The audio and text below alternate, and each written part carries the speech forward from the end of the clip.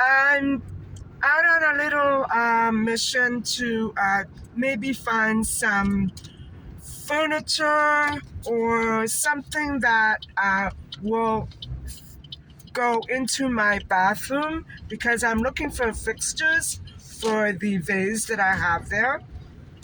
I'm actually looking for two, and it's been hard because I have to get just the right size and just the right height. It's not as easy as I thought it would be, so that's what I'm going to be doing today.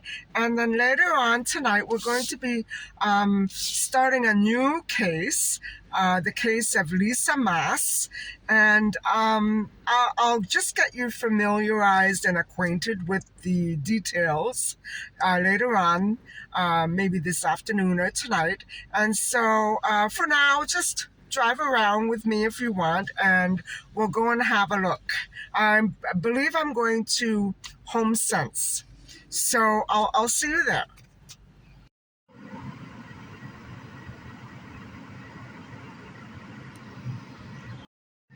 Hi guys. I basically I'm gonna go inside and have a quick look around, and then if I do find something, I'll just go next door, withdraw money, and buy it. That's basically all I'm gonna do because I'm so used to coming and going without ever finding anything.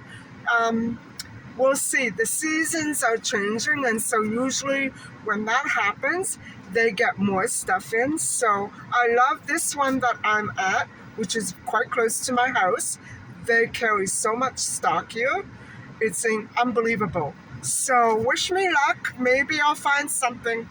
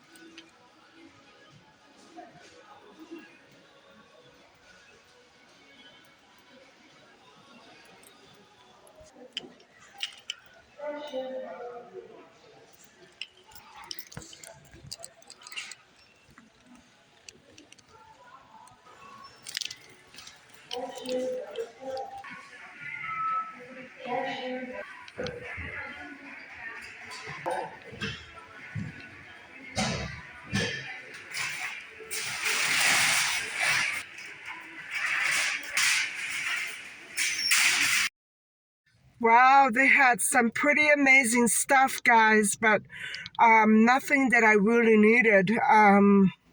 But beautiful things nevertheless. I'm not sure what I'm going to be doing now. Maybe I'll go home. We'll have to see.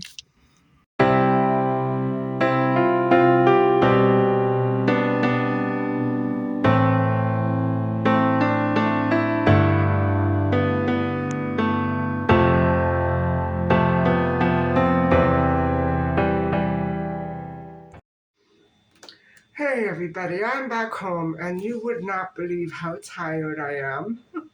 I have been running almost a week on, 5 hours sleep. And it just seems that every morning I've had something to do early. And I hate days like that. And I've been having them all in a row this week. So anyway, guys, I think what I'm going to do is I'm going to have a little nap. And it's about 4 o'clock in the afternoon. And then I'm going to have a little discussion about Linda Mass and her disappearance many years ago. And so I'll probably cut it up in segments and give you one part tonight and the other parts other nights. So I'll talk to you in a little while.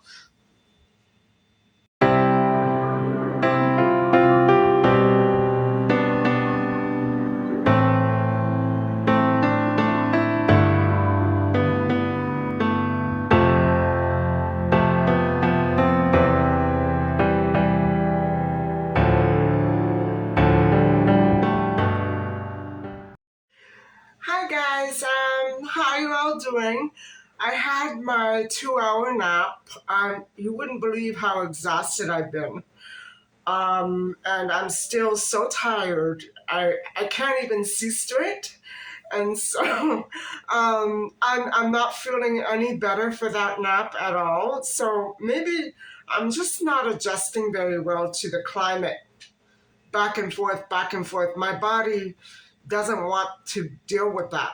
I want the weather to be the same for at least 2 days in a row. You know what I'm saying? And I think once I get my full 8 hours sleep back again after one long night, and I hope my cat doesn't disturb me anymore. I think I'll be a better person. I'll feel better. Right now, my nerves are shot. When you don't have sleep, it's very difficult to focus on, on anything. Anything. When you're tired, you get very easily distracted. Am I not right?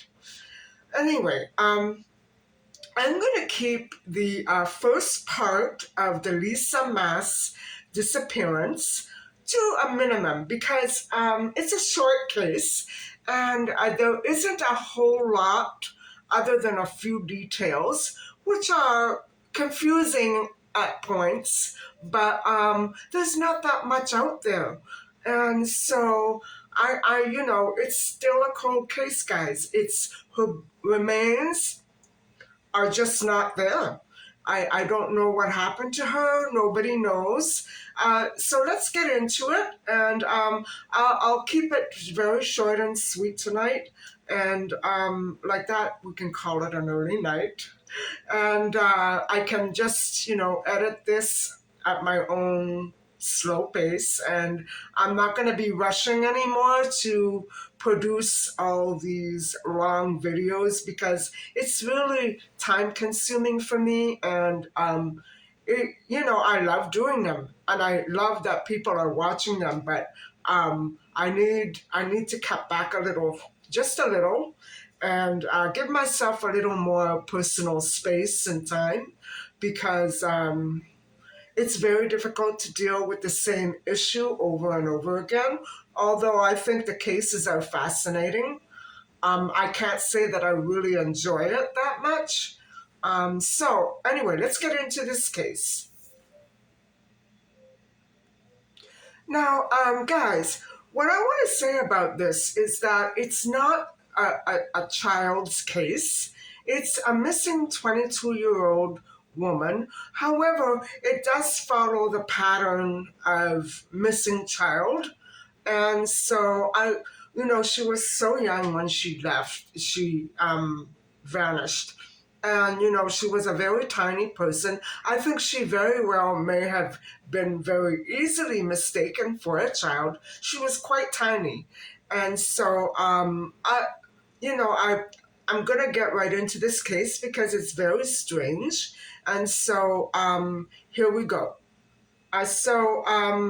Lisamaas was a 22-year-old white female Caucasian, and she was 5 months pregnant at the time of her disappearance, and she was she had moved back recently home to her parents' house, and she had had a very volatile separation from her husband, Terry Mass. So that Mass was her married name. And so what happened was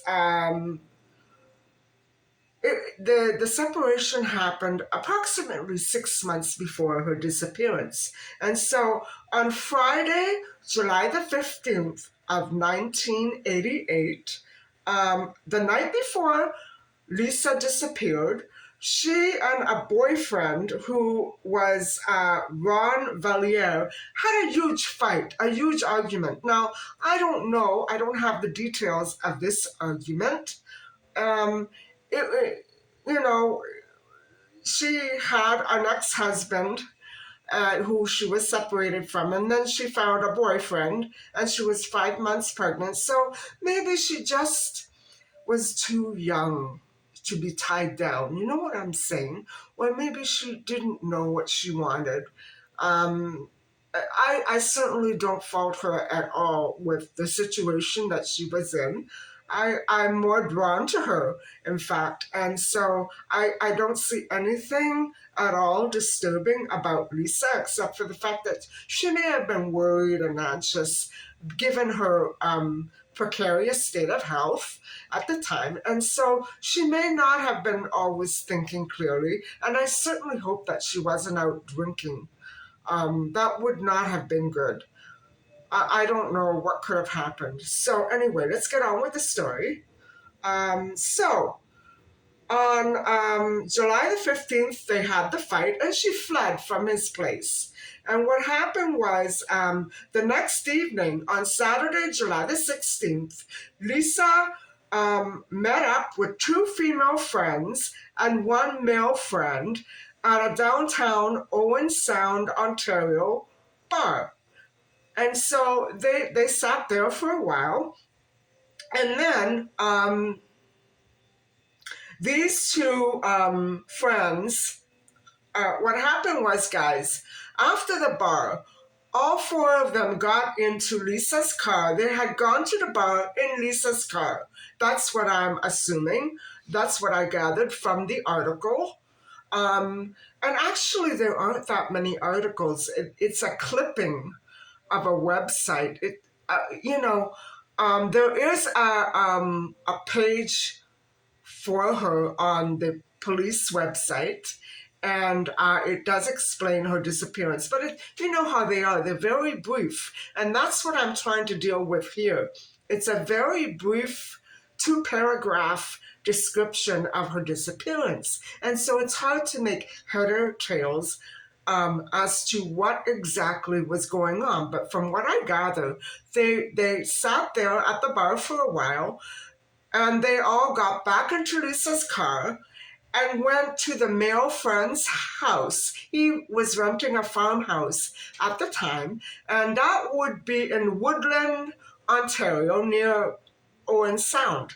And so at that point, guys, they then all got into his car. Now, Lisa left her car at the friend's place. I don't have his name. They didn't give me his name.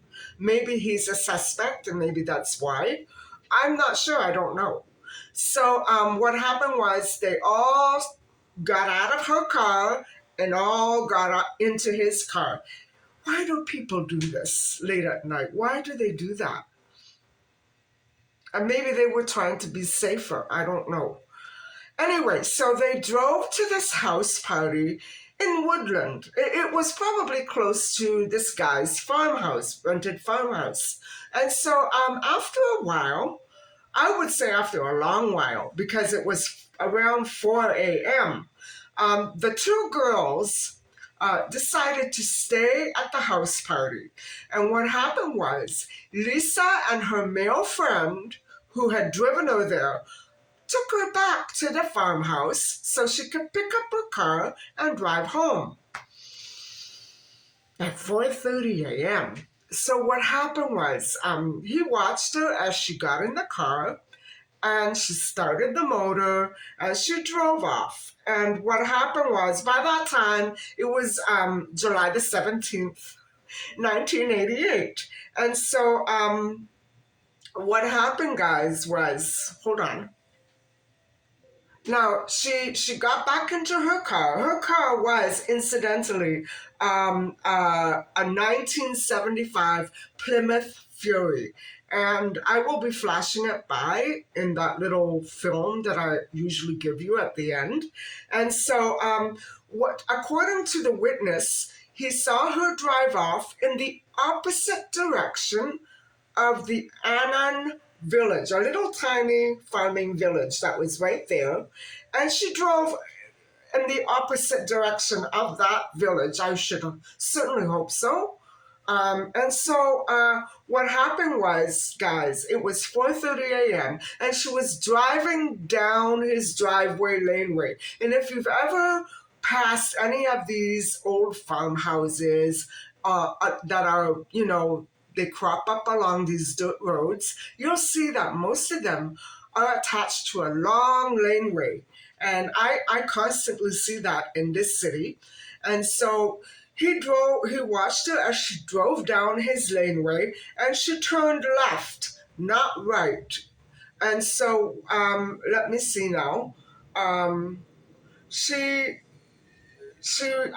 actually, oh, she drove away from the village of Annan, and so she turned left. And that was it, guys. She was never ever seen alive again. Apparently, he went back into the house, and that was it. She was gone, he was gone, that was it. And so, Lisa never ever made it back home to her parents' house. Whether she was headed there or not, she never made it anywhere. I don't know if she actually did intend to go back to her parents that morning, but she never ended up showing up anyway. And so, what happened was, the next morning she was missing, and at the time of her disappearance, Lisa was 4'10". She was very, very tiny, 97 pounds, and she had dark blonde, straight shoulder length hair, and she wore a white Mickey Mouse sweatshirt that had a Mickey Mouse tattoo on it, and blue jeans, white running shoes, and she also wore 2 rings, a 14-karat yellow gold opal ring and a 10-karat yellow gold friendship ring with 2 hands, and a yellow and white gold top set with diamonds and a black opal. And that's what she had. She was also remembered as carrying a black purse, maybe some sort of clutch or a smallish purse. And that was it. Guys, they never found her remains, and she just never materialized anywhere. And so by the next morning or the next afternoon, it became apparent that she was perhaps a missing person. Now, with her situation, it probably was difficult to tell, because here she was at a party in the early hours of the morning, going here, going there, and nobody knows for sure exactly what direction she was intending to go, but she did turn left, and she went toward the main road and not toward the small village. That doesn't sound right, to have a village like that so close by. But it is really, at this point, still impossible to tell exactly what happened to her. And so, guys, this is going back so many years. It's going back decades. I mean, 1988, that's more than 30 years. So, that's much more than 30 years. So you have to understand that whatever details are out there, by now, people know even less about this case than they did back then. And also, the people that did know what happened to her are not coming forward. They just aren't. And I know that there are at least 1 or 2 people, obviously, that must know what happened to her. or are at least partly responsible for it, her disappearance. And so, guys, that is the end of the first part of the mysterious disappearance or cold case of young lisamaas. And so, I will continue with this. I'm not sure if I'm going to upload tomorrow. I may not. I may do it on another day or so. I'm not sure. And so I will continue to come to your videos and play them. I probably will not be commenting anymore because I'm having a hard time with that. I'm having a very hard time with the hate, but I'm not letting it get me down. I expect that people will disagree with my stance on child abuse, and those of you who love child abuse, well, I don't know what help there may be for you, but if you do have these tendencies to side with the killer or the abductor, I would appreciate it if I love your views and I'm interested in your opinions, but I will really, it'll be spam. If you have something negative to say about my reviewing, unless it's constructive, like I missed this point or I got that wrong, okay, I can understand you making a comment in that sense. But if you're going to put me down and try to express hate for the victim or for any victim, for instance, Julia Wendell or the McCanns, you're going to get banned because I don't have the time and I don't have the patience and I don't want to argue. It's just going to get banned. So I know that this is a very touchy topic and people are going to be passionate about it. But when I see someone's comment right there on every channel I go to, the same person's comments, wherever I go, you're going to get banned. You're going to get banned. I don't like stalkers. I don't want to be stalked. I love seeing my other YouTube friends on other channels commenting. I love that. But when it gets to be every single comment that I make, you're there, you're going to get reported because that's what YouTube wants to know. And that is called, in my province and in my country, cyber stalking. And because I can tell it's being deliberately done, it's going to get reported. It's a crime here. I know that we all enjoy the same channels, but give it a break. Give it a break because I'm not going to put up with it. Other than that, you guys have been so wonderful and supportive, and I just don't know what to say. Don't be discouraged if I'm not commenting so much. I need to take a breather and I need to step back and see what other directions I can go with regarding this content or this sort of material. Next, I'll be reviewing a new perspective on the McCann case, which is also quite old. And so, we're going places. I want to keep the channel. I really enjoy having it. And I'm learning so much by reviewing and researching all of these cases. And so I hope that you stick with me. I don't expect you to come here every day and watch my videos. No. But I hope that I don't lose you as subscribers. Or if you're not, I hope I don't lose you as visitors. I'm not a hateful person.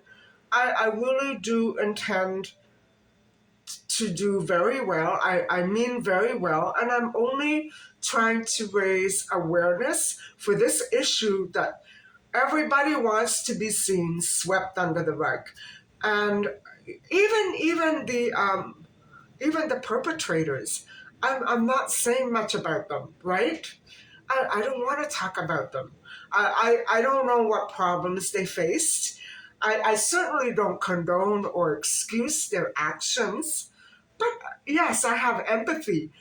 Empathy for anyone, anywhere, in a situation that makes them feel as though they have to carry out this rage, this act of rage. I feel for them. But if you try to do it here on my channel, it's gonna get reported. I have no choice. It's out of my hands now, and there are YouTube teams that are attached to my channel as of now because this is a big issue, and they're trying to focus on who is going after kids on YouTube and what they do with them and whatnot. It's out of my hands, guys. It's out of my hands. I'm not doing anything. So, thank you so much for listening and watching. I don't want to scare anybody away. Thank you for your patience and your support. And please, if you have the time, don't forget to like and subscribe. Take care. Good night. And I'll see you sometime soon.